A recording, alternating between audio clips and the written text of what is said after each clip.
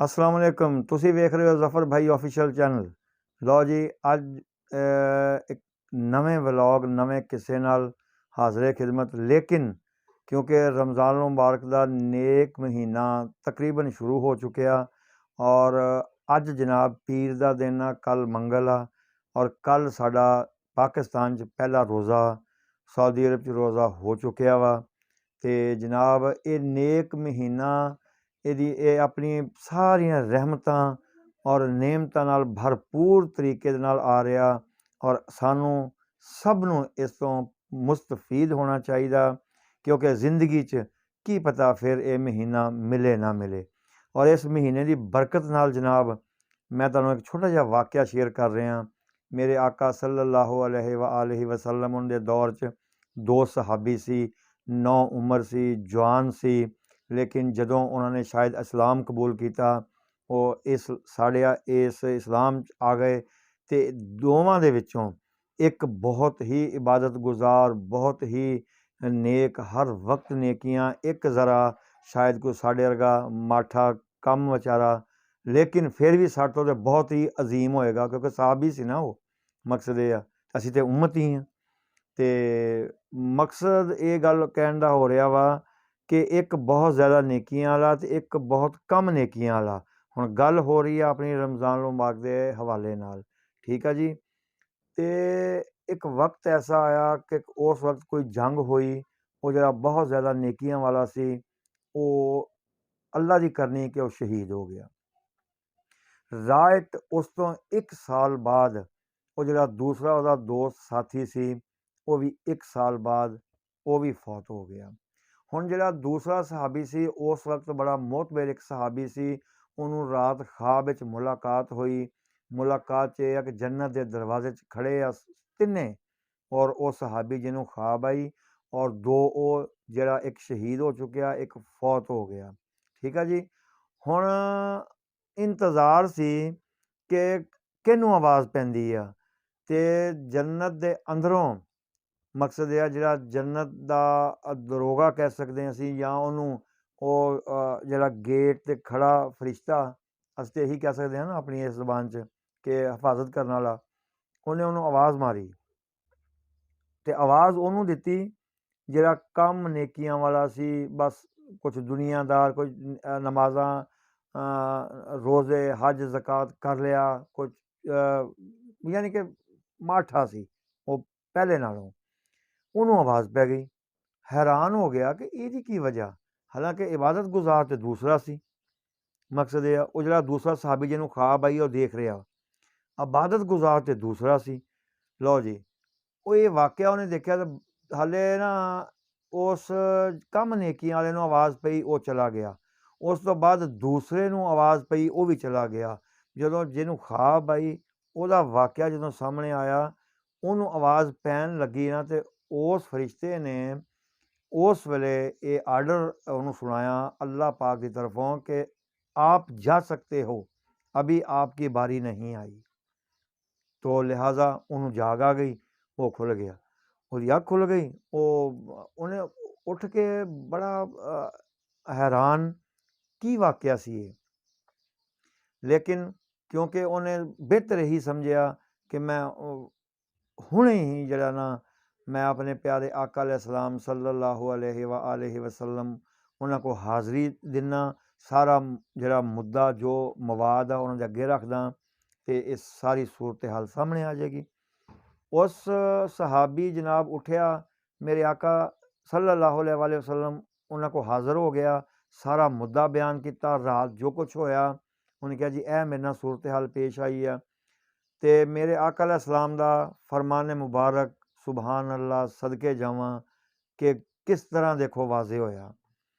आपने दो लफ्ज़ों च दो टोक गल नूं फाइनल किया, क्या आप लोगों ने देखा कि वो जो कम नेकियों वाला आदमी था, वो मेरा सहाबी था, वो 1 साल तक ज़िंदा रहा? तो सब ने बोला हाँ जी बिल्कुल ज़िंदा रहा। तो आपने फरमाया तो फिर आपने ये भी देखा होगा कि उस सहाबी के हिस्से में रमज़ान भी आया, क्योंकि जो शहीद हो चुका था वो तो चला गया, जो ज़िंदा रहा उसके हिस्से में एक रमज़ान और आया। तो उस रमज़ान के रोज़ों की वजह से, इबादत की वजह से, और जो वो पहले ना कर सका उसने किया, तो उसको जन्नत से पहले आवाज़ पड़ गई। ठीक है जी। कुछ गल्लां मैं उर्दू च कर दित्तियां क्योंकि कुछ मामलात ही ऐसे हुंदे आ। लो जी, रमज़ानुल मुबारक दे इस नेक महीने दे सदके वो जिहड़ा कम नेकियां वाला सी वो पहले जन्नत चला गया, ते जिहड़ा इबादत गुजार आदमी सी ਉਹਨੂੰ ਬਾਅਦ 'ਚ ਆਵਾਜ਼ ਪੈ ਗਈ। ਮਕਸਦ ਕਹਿਣ ਦਾ ਇੱਥੋਂ ਸਾਬਤ ਇਹ ਹੋਇਆ ਕਿ ਭਾਈ ਇਹ ਬਹੁਤ ਅਫਜ਼ਲ ਮਹੀਨਾ ਵਾ, ਇਹਦੀ ਜਿੰਨੀ ਤੁਸੀਂ ਨਾ, ਮਕਸਦ ਇਹ ਆ ਕਿ ਆਪਣੇ 'ਤੇ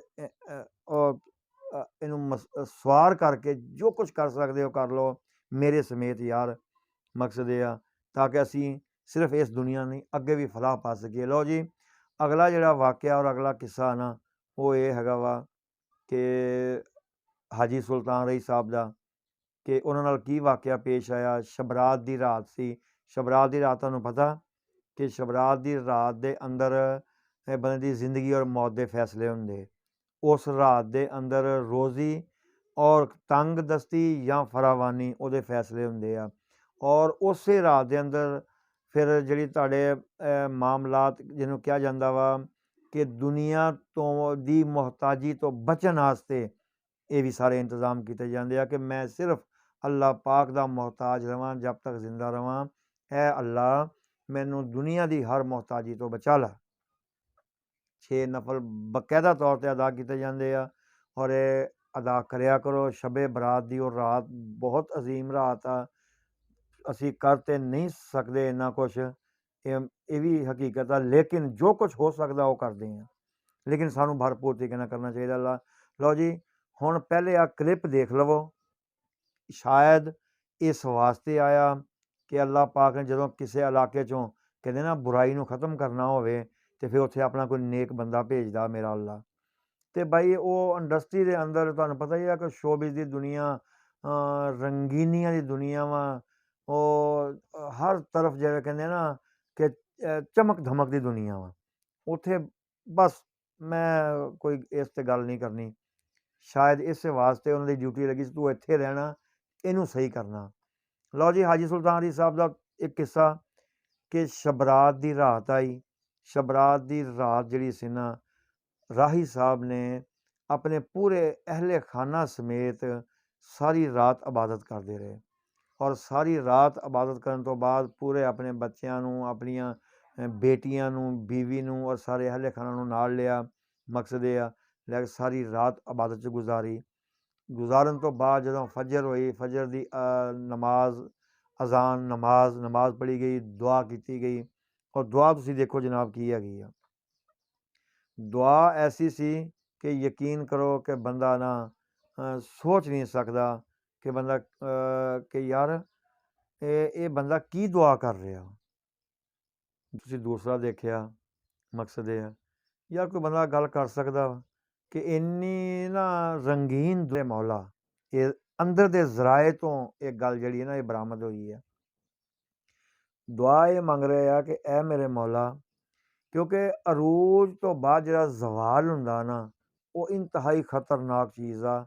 ਬਹੁਤ ਸਾਰੇ ਐਸੇ ਬਹੁਤ ਸਾਰੇ ਫਿਲਮੀ ਸਿਤਾਰੇ ਸਮੇਤ ਬਿਜ਼ਨਸਮੈਨ, ਅਰਬਪਤੀ, ਕਰੋੜਪਤੀ ਜਦੋਂ ਕਿਸੇ ਵਜ੍ਹਾ ਤੋਂ ਜ਼ਵਾਲ 'ਚ ਆਉਂਦੇ ਆ ਨਾ ਦਰ ਬਦਰ ਰੁਲ ਜਾਂਦੇ ਆ। ਕੋਈ ਪੁੱਛਣ ਵਾਲਾ ਨਹੀਂ ਹੁੰਦਾ ਉਹਨਾਂ ਨੂੰ।